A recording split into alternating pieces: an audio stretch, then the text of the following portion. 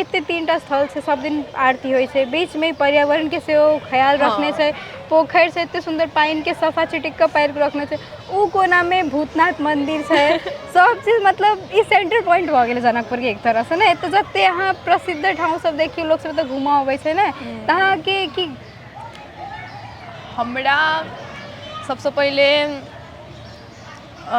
एक हम लाइन रही लिखने कि सीता सन सत्यवती के गाम अछि मिथिला, देने सत्यता के पहचान अछि मिथिला।